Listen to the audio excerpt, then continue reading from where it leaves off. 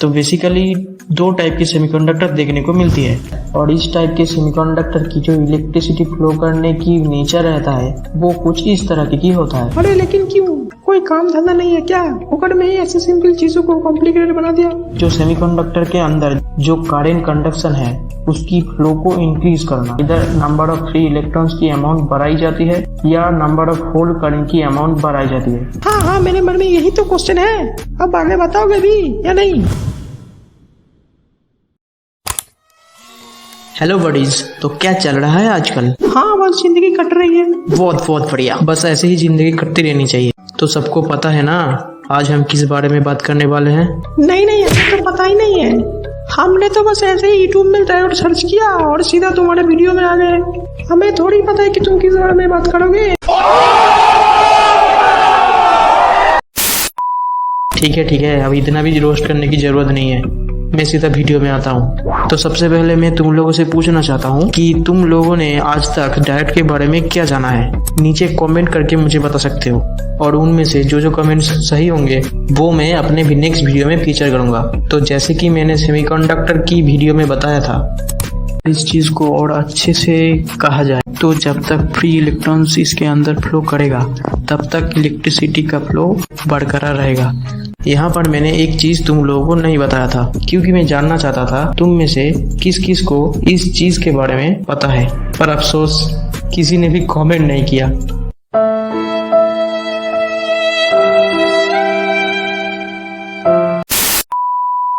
अच्छा, आप समझा कि क्यों पिछले दिन सर ने मुझको डांटा। You mother father's menace this?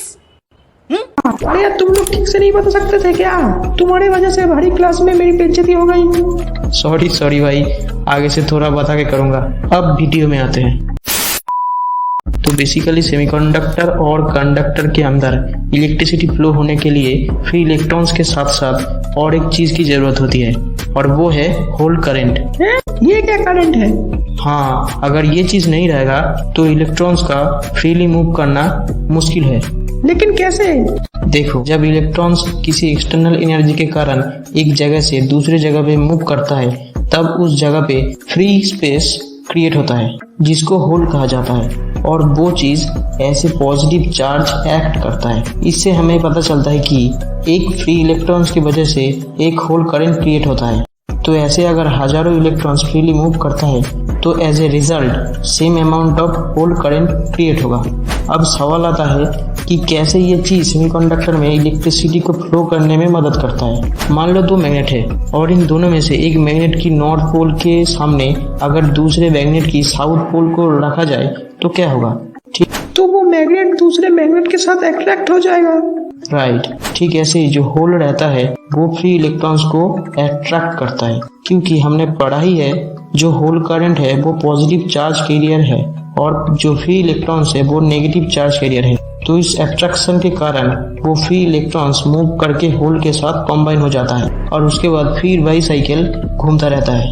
तो इस साइकिल से हमें पता चलता है कि अगर ये होल करंट नहीं होता तो वो अट्रैक्शन ना होता और अगर वो अट्रैक्शन ना होता तो वो फ्री इलेक्ट्रॉन्स मूव नहीं कर पाता। तो अल्टीमेटली हम कह सकते हैं कि सेमीकंडक्टर में इलेक्ट्रिसिटी फ्लो होने के लिए जैसा फ्री इलेक्ट्रॉन्स की जरूरत पड़ती है ठीक वैसे ही होल करंट की जरूरत पड़ती है। अब बात आती है कि ये होल करंट एनर्जी बैंड के किस बैंड में स्टे करता है? तो इसका आंसर है वैलेंस बैंड। ऐसे कैसे?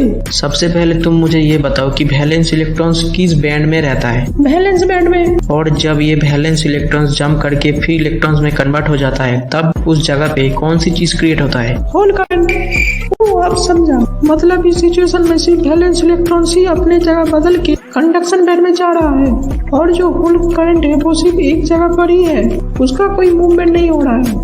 रे बाबा, अरे देवा, मैं तो तेरे को हरामी समझता था, तो राम निकला रे, देव मानुस निकला रे।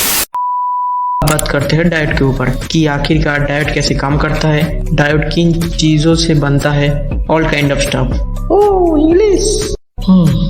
इसके लिए हमें सबसे पहले जानना पड़ेगा कि सेमीकंडक्टर कितने टाइप के होते हैं। तो बेसिकली 2 टाइप के सेमीकंडक्टर देखने को मिलती है, एक है इंट्रिंसिक सेमीकंडक्टर और दूसरा है एक्सट्रिंसिक सेमीकंडक्टर। सबसे पहले बात करते हैं इंट्रिंसिक सेमीकंडक्टर के बारे में। तो ये एक ऐसा सेमीकंडक्टर है जो एक्सट्रीमली प्योर फॉर्म में रहता है और इस टाइप के सेमीकंडक्टर की जो इलेक्ट्रिसिटी फ्लो करने की नेचर रहता है वो कुछ इस तरह की होता है। अब बारी आती है एक्सट्रिंसिक सेमीकंडक्टर की। बेसिकली इस तरीके की सेमीकंडक्टर तभी बनती है जब किसी प्योर एटॉम के अंदर किसी डिफरेंट टाइप के एटॉम को ऐड किया जाता है।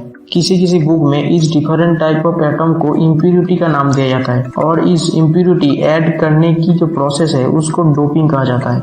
अरे लेकिन क्यों, कोई काम धंधा नहीं है क्या? फोकट में ही ऐसी सिंपल चीजों को कॉम्प्लिकेटेड बना दिया। अरे ऐसा मत कहो यार, इसका भी एक रीजन है। साइंस में ऐसे ही कुछ नहीं होता। हालांकि वो बात अलग है कि कॉलेज लाइफ में मुझे भी ऐसा ही लगता था, लेकिन जब मैंने इसके बारे में डिटेल में जाना तब मुझे समझ में आया कि क्यों ऐसा होता है। इसका सिर्फ एक ही कारण है कि जो सेमीकंडक्टर के अंदर जो करंट कंडक्शन है उसकी फ्लो को इंक्रीज करना, क्योंकि इंट्रिंसिक सेमीकंडक्टर के अंदर जो करंट कंडक्शन है वो बहुत कम होता है, जो किसी इलेक्ट्रॉनिक सेमीकंडक्टर के लिए अच्छा सेमीकंडक्टर नहीं है।